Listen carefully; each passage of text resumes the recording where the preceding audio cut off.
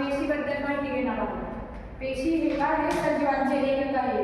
It's called as a unit of life. बरोबर. तर पेशी, आता तुम्हाला पेशीबद्दल माहिती नसेलच, तुम्हाला सांगते. प्रत्येक लहानातली लहान गोष्ट ही, तसेच प्रत्येक मोठ्याची मोठी गोष्ट ही लहानातल्या लहान गोष्टीपासून बनलेली असते. बरोबर. जसं की आता आपली बॉडी डायरेक्ट बनलेली आहे का? नाही. तर आपले छोटे छोटे अवयव आहेत. मग हे अवयव देखील कशाने तरी बनलेले असतात ना. त्यामुळे आपल्या सजीवांच्या सगळ्यात लहानातल्या लहान एककाला पेशी असे म्हटले जाते. म्हणून मग पेशीला काय म्हटलं जाते? सजीवांचे स्ट्रक्चर आणि फंक्शनॅलिटी. बरोबर. आणि study of cell is called as cytology. पेशीच्या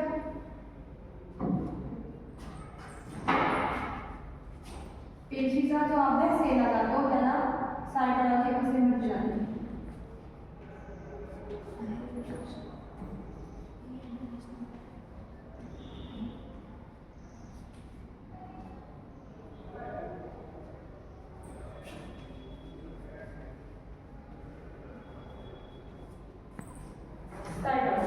तर ही सेल कोण डिस्कवर केली होती?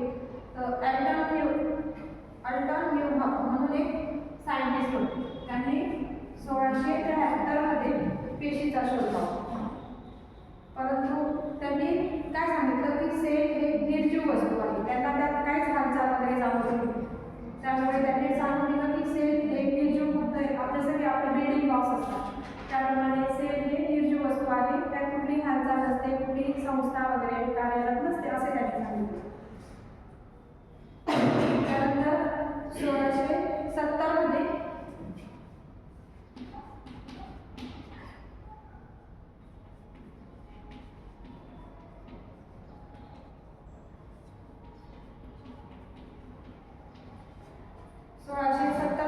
अँटोनी नावाचे एक सायंटिस्ट झाले. त्यांनी सांगितलं, त्यांनी अंडर मायक्रोस्कोप सेलची रचना बघितली. तर त्यांनी सांगितलं की यात छोट्या छोट्या रूम्स आहेत, खोल्या आहेत, परंतु त्यात काहीतरी हालचाल दिसते, काहीतरी रचना दिसते. त्यामुळे त्यांनी त्याला लिव्हिंग सेल म्हणून हे केले. त्यांनी लिव्हिंग सेल डिस्कवर केली. त्यानंतर सेलमधला एक सगळ्यात महत्त्वाचा भाग असतो न्यूक्लियस. तर त्या न्यूक्लियसचा शोध रॉबर्ट नावाचे सायंटिस्ट होते. त्यांनी 1830 मध्ये लावला. न्यूक्लियसचा कोणता स्टडी रॉबर्ट ब्राउन यांनी सांगितलं होता आणि त्यांच्याच थिअरीला आपण फॉलो करतो. तर पेशीची रचना कशी असते? पेशीमध्ये अनेक अंगके असतात.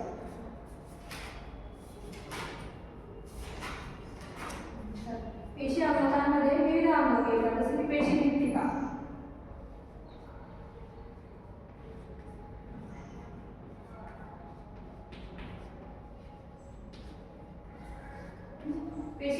पेशी भित्तिकाला इंग्लिशमध्ये काय म्हणतात? Cell wall.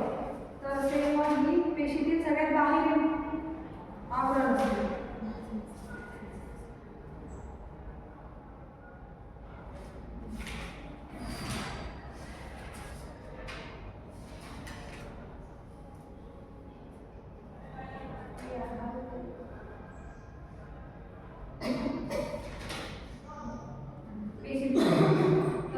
प्राणी पेशीला पेशी भित्तिका नसते, पण वनस्पती पेशीला पेशी भित्तिका असते.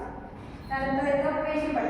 पेशीपटल हे एक पातळ आवरण असते. पेशीभोवती एक पातळ आवरण असते, त्याला पेशीपटल असे म्हटले जाते.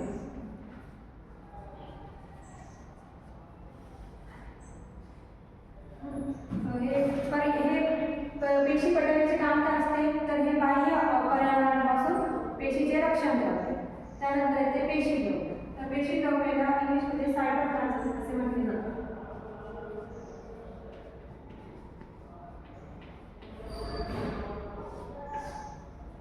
तर पेशीपटल व पेशी केंद्र. पेशीपटल हा बाहेरील भाग आणि न्यूक्लियस म्हणजे केंद्र पेशीपटल व केंद्र या दोघांमध्ये त्याला पेशीद्रव्य असे म्हटले जाते. पेशीद्रव्य हा एक चिकट पदार्थ असतो, लाईक जेली लाईक सबस्टन्स असतो. तो सतत हालचाल करत असतो. त्यात अनेक पेशी अंगके गुंतलेले असतात पेशीद्रव्य. त्यानंतर येतो केंद्र.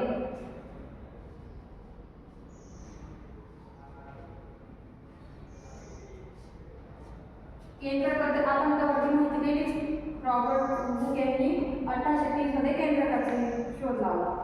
तर केंद्रक हे सूक्ष्मदर्शकाने बघितल्यावर म्हणजे आज लक्षात येते की त्यात इलेक्ट्रॉन्स वगैरे प्रेझेंट असतात. केंद्रकाचा आकार गोलाकार असतो आणि पेशीचे जेवढे पण संस्था वगैरे असतात, पचन संस्था, श्वसन संस्था, त्या केंद्रकाद्वारे केले जातात.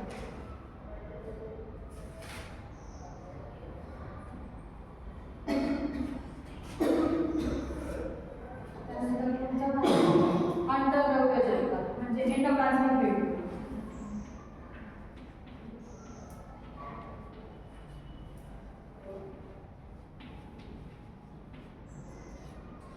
हे एंडोप्लाझमिक रेटिक्युलम अशा शेप्समध्ये असतात.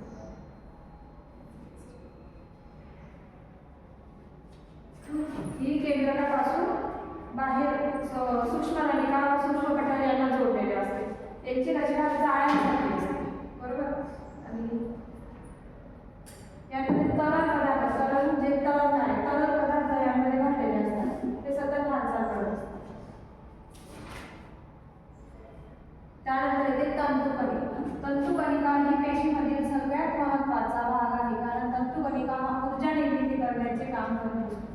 तंतुकणिकाला इंग्लिशमध्ये मायटोकॉन्ड्रिया असे म्हटले जाते. And mitochondria is the power house of the cell. हे एटीपी मॉलिक्युल्स असताना त्यांचे एटीपी हे ऊर्जा संयुग तयार करण्याचं काम तंतुकणिका करत असतात. त्याचप्रमाणे तंतुकणिकेमध्ये प्रथिने, कर्बोदके, मेद यांचे संश्लेषण करण्याचं काम देखील त्यांचे तंतुकणिकांचे असते. त्यानंतर